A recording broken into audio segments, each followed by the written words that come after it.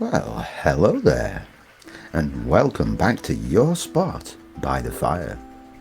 I'm your host and storyteller for this evening. We've gathered 3 new stories from the darker corners of American folklore. Tales of haunted machines, woodland spirits, and restless dreams. So, wherever you are, dim the lights, pour yourself something warm, and listen close, because some stories don't just live in books, they live in the places we try to forget.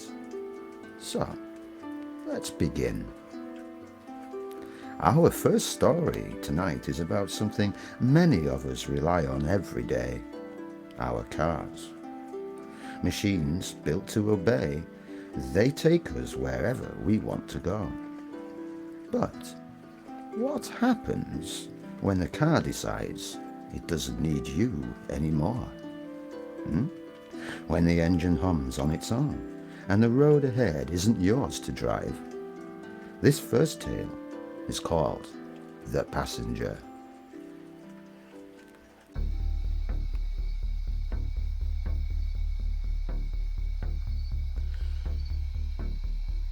Evelyn's first mistake was buying the car in cash from a man who wouldn't look her in the eye.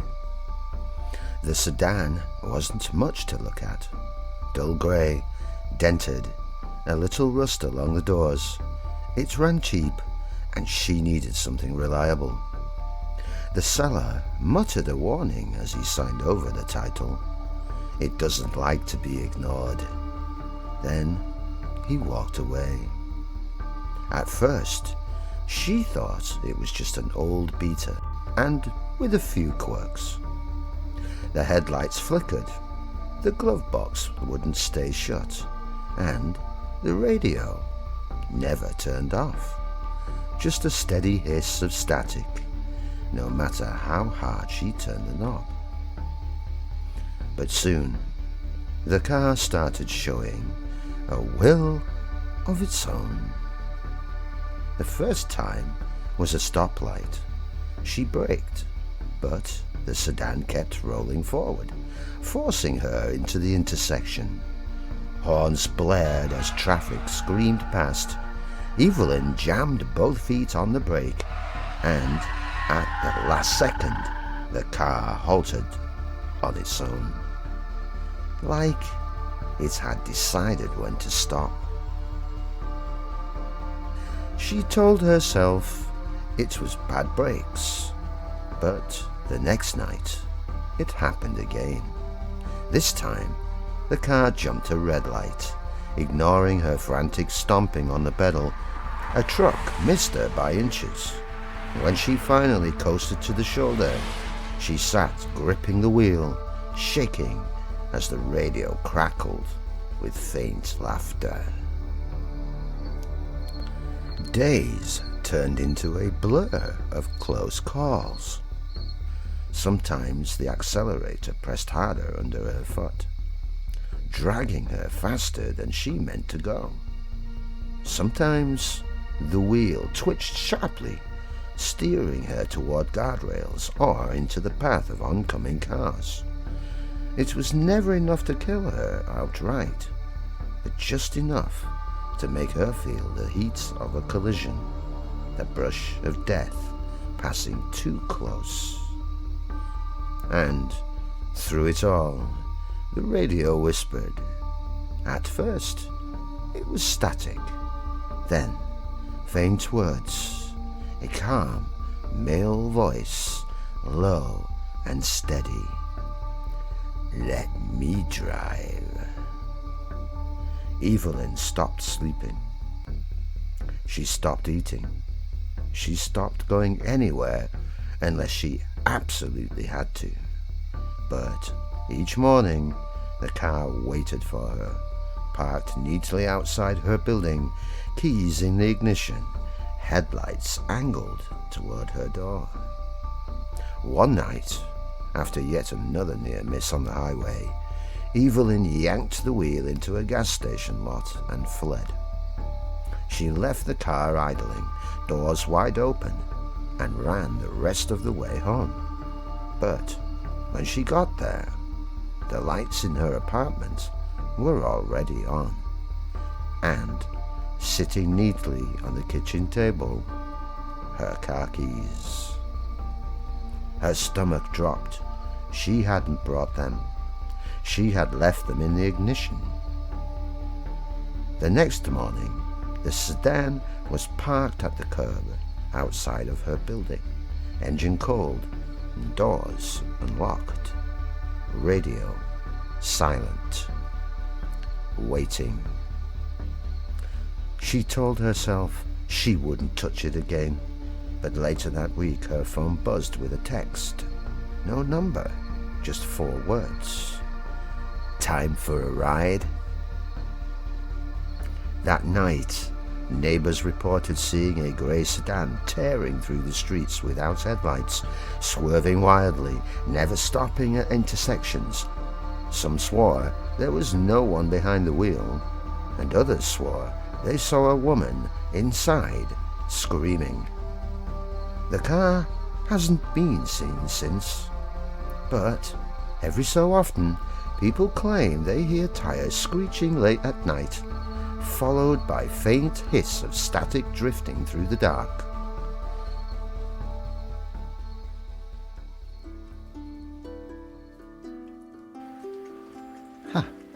Well, what did you make of that story? Was Evelyn really that taunted and haunted by her car? Was it just mechanical failure? Well, that's for you to decide. Our next story this evening. They say, well, technology has its ghosts, right? But so do the forests. Deep in the pines of New England, there are stories that never made it to print. Stories whispered by hunters, hikers, and the old families who still remember the old names. One of those legends speaks of small grey beings that walk between the trees, watching, waiting, playing tricks that sometimes turn deadly. Our next story is called The Thing in the Pines. They say Pukwudgies don't like to be seen. Small, grey-skinned tricksters with spines like porcupines and eyes that glow like dying embers. Some stories say they were once friends to humans, until jealousy turned them cruel. Now they haunt the edges of the forest, where the trees grow thick and the mist never lifts. Aaron didn't believe in any of that. He'd grown up in southern New England, hearing the tales from his grandmother, who called them the little men of the woods. But he was a rational man. Folklore didn't scare him. Bears did. Coyotes, ticks, not Pukwudgies. So, when he bought an old hunting cabin deep in the pines near Freetown State Forest, he thought the warnings were just local colour. He learned it differently the first week he stayed there. It began with footprints, small, human-shaped prints, barefoot, appearing in the forest just outside his porch each morning. He'd wake up to find them circling the house, never leading in, never leading out. Then came the noises, soft giggles that echoed from the tree line after dark, rocks clacking together in rhythmic patterns, like someone knocking just to see if he'd answer. One night, his generator shut off without warning, and he stepped outside with a flashlight and saw a figure crouched by the fuel tank, small, no taller than his hip, with coarse grey hair and long fingers tipped in black nails.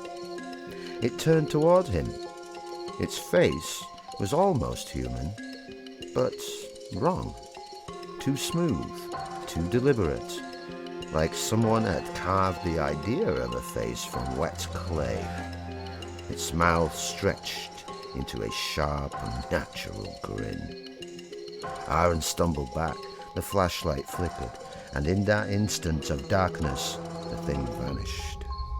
He locked every door, stuffed towels under the sills, and sat up until dawn with his rifle.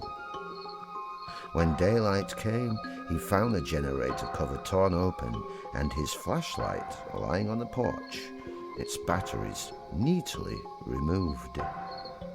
The local ranger he called the next morning didn't seem surprised. "You're near the old quarry, right?" he said. "You might want to leave an offering." Aaron laughed, thinking it was a joke, but that night he heard scratching at the windows. The same giggling, now closer, circling the house. His phone buzzed, with no signal, the battery draining before his eyes. Then came the smell, sweet and metallic, like copper mixed with rotting leaves. He peered through the curtain and froze. There were 5 of them now, small, stooped, their eyes glowing a dim amber. They stood at the edge of the porch, whispering in a language he couldn't understand. One of them held his missing flashlight, another clutched a feathered charm, his grandmother's, which he kept by his bedside. Aaron didn't sleep that night.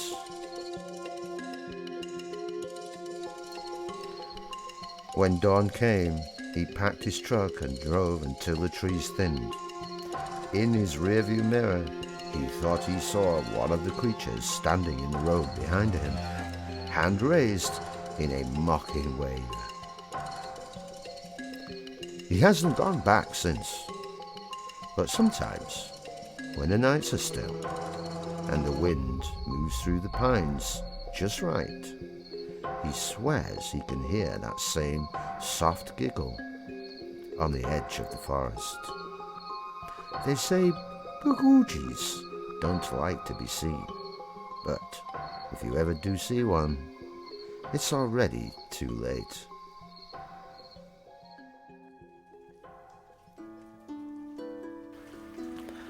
Welcome back. Well, Aaron certainly did tread a fine line in that light story. I'm so happy for him that he managed to make it out though with himself intact and in one piece, huh? But we have one more story for you this evening, and our final story takes us back more than a century, to the early 1900s, when the wilderness still swallowed men whole, and superstition lingered at the edge of every town. It begins with a man on the run, and a cabin deep in the woods covered in dream catchers. But not all dream catchers are meant to protect you. Some are meant to catch you. This last tale is called The Dreamcatcher's House.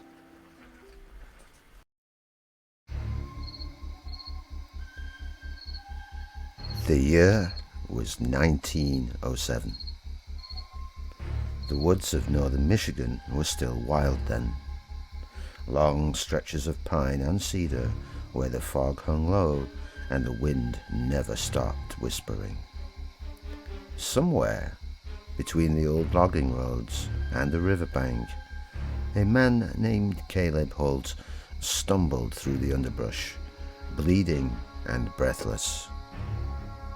He'd robbed a payroll train 2 days earlier, killed a man doing it. Now, the sheriff's posse was close behind. He could hear their dogs in the distance. By nightfall, the woods swallowed him whole. He pushed through the dark until he saw it. A crooked shack leaning in the pines, its windows glowing faintly from the last scraps of daylight. The place was draped in dream catchers. They hung from the eaves, the porch beams, the trees themselves. Hundreds of them. Some were new and tightly woven, others were rotted, their sinewed cords broken, feathers grey with age. They swayed gently in the wind, whispering, as if speaking to one another. Caleb thought it was the strangest thing he'd ever seen, but it was a shelter, and the law wouldn't find him here. He pushed open the door. Inside, it was worse. Dream catchers everywhere, hanging from rafters, nailed to the walls, and stacked in the corners. Their threads quivered, even without wind, and the whole room smelled faintly of smoke and sage. He dropped his satchel of stolen bills on the table and lit a lantern. Dust floated like ghosts in the beam. As he turned to close the door, a voice behind him said, "Best not stay there long." Caleb spun, hand on his revolver. An old native man stood in the doorway, holding a bow across his shoulders. His expression was calm, unreadable, like he'd been expecting him. "Who are you?" Caleb barked. "Hunter," the man said simply. "This is not my house. It belongs to the dream catcher." Caleb frowned. "Looks like a heap of sticks to me." The man stepped closer, eyes narrowing. "Long ago, a man stayed here too long. He laughed at the warnings, like you, and when the snow melted, they found him wandering by the river. His eyes were white as milk." He said something had crawled into his dreams, a spirit that made him see every bad thing he'd ever done, made him do things he didn't want to do. He clawed his own face to keep from sleeping. The old man's voice dropped lower. After that, he vanished. The house stayed. So did the spirit. These, he gestured to the hundreds of dream catchers. Keep it from leaving. Caleb smirked. "Appreciate the bedtime story, old-timer, but I'll take my chances." The hunter sighed and turned to go. "Then I'll say this.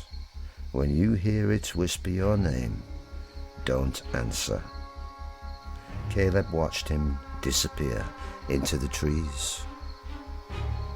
That night, he bolted the door and threw another log on the fire.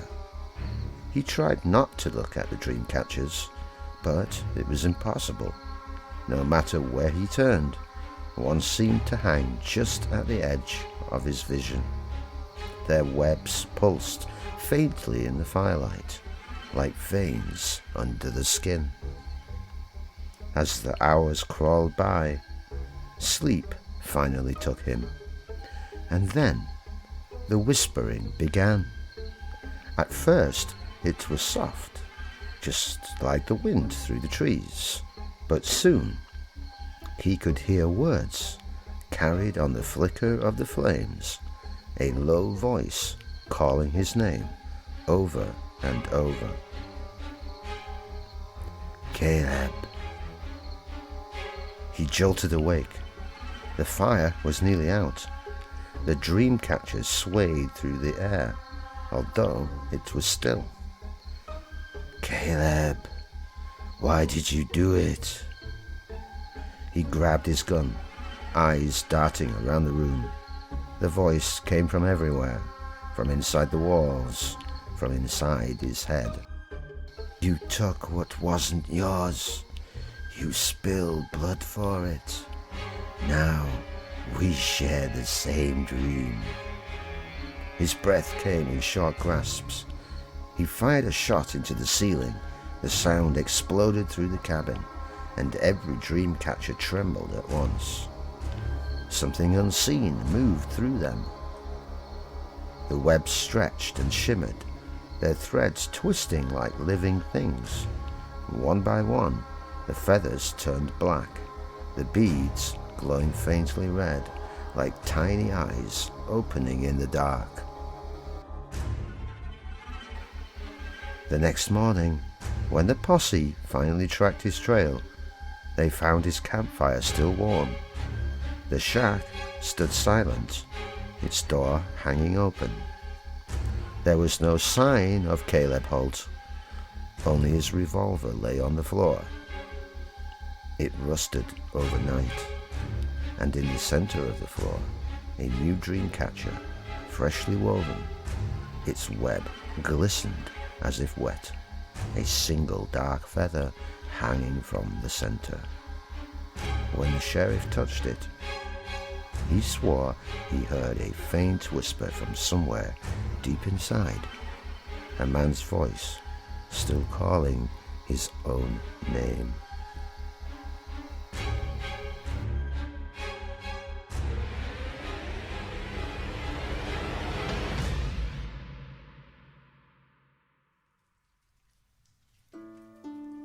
Well, if you have come across that cabin covered in dream catchers, would you have stepped inside or spent the night alone there?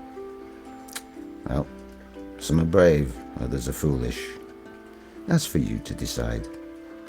But thank you all for joining us tonight, for wandering into the dark corners of American folklore.